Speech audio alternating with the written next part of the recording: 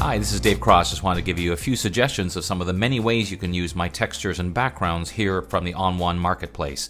I'm going to show you this in Photoshop, but of course you could do the same thing in Photoshop Elements, or if you're using Perfect Layers in the onOne Perfect Photo Suite, you can do pretty much the same thing in most cases. So there's a couple of different options. I have the photograph that I want to use for my main image, and then I also have open one of the textures from the metal collection. Now, if you have both open like this, you can do it this way. Otherwise, you can, as you'll see in a moment, just import or place the image in Photoshop. But I have it here, so I'm going to just take my Move tool and drag and drop from one image to the other. Hold down the Shift key and then let go so it's nice and centered. And one of the things you'll notice about these textures, they're very large. So this is much bigger than I need it to be, but that's actually one of the advantages right away, because now you'll see I have lots of room to play. I could decide maybe I do want such a large texture like this. So one of the ways I could check it out would be to try a different blend mode, like say multiply mode, and see what that does to my image. Now personally, when I'm experimenting, I would keep it in this blend mode and then try transforming. So I would use free transform, Command and Control T, also found from the edit menu. And because this image is so big, you cannot see the handles you would use to resize it. So if you then change your view to fit on screen, or press Command and Control 0, what that does is shows you this is how big the image actually is. So now, for example, I could start to reduce it down a little bit and then zoom back in and kind of see what that's doing to my image. I think I might scale down a little further. Of course, I have the possibility of scaling all the way down, but I'm going to go something like this for now. Once I hit enter, it's going to finish transforming the image. So this is what I'm getting with multiply mode. Of course, there's all these different blend modes. If you're not familiar with them, one of the best ways to experiment is to set your blend mode on normal. And on the PC, you can just click right in this field here and use the up and down arrow keys. On the Macintosh, that doesn't work, so what you have to do is have the Move tool selected and then press Shift plus. Each time you press Shift plus, it'll go to the next blend mode. So now you can kind of work through them and see what it's doing. You'll see, depending on the image that you're overlaying and the image underneath, there's many different possibilities. If you find that you're going along and then you realize there was one a minute ago that you liked back the other way, Shift minus will go back the other way. Of course, you can always just go back to the menu and say, I think I want to try overlay mode. So that's just the beginning. Of course, we also have opacity. So let's use a more dramatic one like multiply. I kind of like the way that looks, but I want to make it a little less obvious. So I'm going to also lower the opacity. So that's another factor we can throw into the mix. The other possibility, which is kind of interesting, takes a bit more effort, but it has a really interesting possibility when you have a texture like this that has different shades of brightness and darkness in it. And what you do is just double click on the layer itself, get to the thing called layer style, but then you'll notice there are these sliders down here that say blend if. So what I'll do is take, for example, the black end of this layer, and as I start to move it far enough, you'll see the darker parts of the image become see-through. Or on the other hand, I could take it the other way and drag the light triangle, and you'll see all the lighter parts are becoming see-through.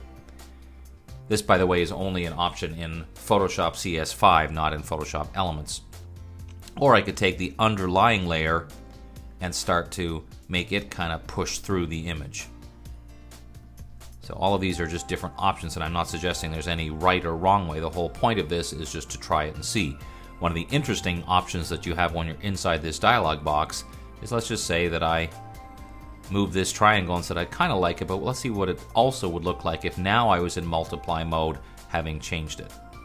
You can also lower the opacity in here as well. So this layer style box, when you're not actually adding specific layer styles like drop shadow and so on, actually gives some really interesting possibilities. I click OK. Now the only thing you have to make note of is that while you can see the blend mode and the opacity, it doesn't show you the fact that there is those blend if sliders have been used. So that's the only thing you kind of have to think about. Let's look at another possibility that's kind of interesting. I'm going to put it back to normal and then double click and get this blend if slider back, so it's right back where we started from. And that would be to add a layer mask. And whenever you add a layer mask, I'll just make this a little bigger so you can see, it's added this extra area here where you can hide or show parts of the layer by painting. So if I took a paintbrush, let's get to a normal kind of paintbrush here, although I'm going to make it a little bigger.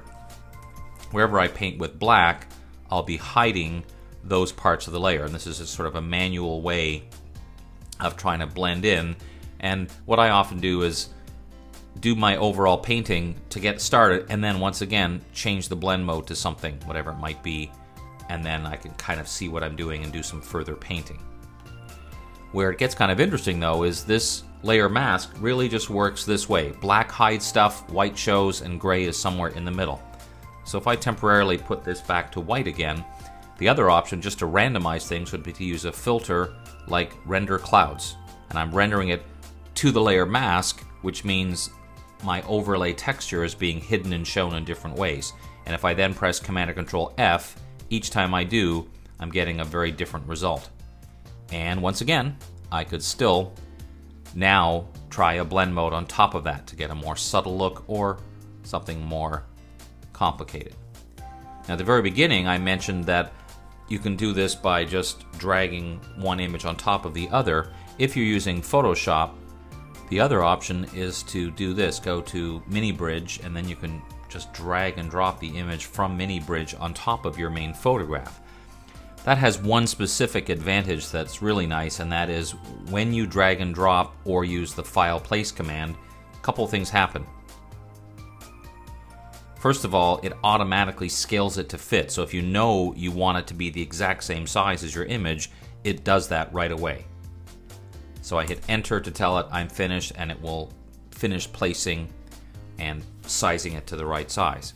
But here's the other thing that's kind of interesting. Take a look at the layer now. You'll see this little symbol here. That means this is a smart object, which means a number of things for me. I can still do some of the things I did before. Blend mode, I can still do blend if sliders. But here's the other thing that's kind of interesting is I can now apply filters. For example, let's see what happens if I apply a Gaussian blur. Normally when you apply a filter, you can't change your mind, but here, if I apply a very heavy filter, and it really doesn't look very good, you can see right here, the filter is right here, so I can double click on it and pull it back a bit so it's not quite as obvious, or can just turn it off completely. And the third advantage of this method of bringing this in as a smart object, if I double click on this layer, it's going to open a separate window that has the original information in it. So that way I can do even more editing of the original file if I want to. So that's another option for you. That's a Photoshop CS5 specific option, but it's a really nice one just because it gives you further control. So I hope that gives you a few ideas, at least from the textured overlay part. I think you'll find there's lots of interesting possibilities when you start combining all these functions together. I'm Dave Cross, thanks for watching, and I hope you enjoy using my texture and background collections.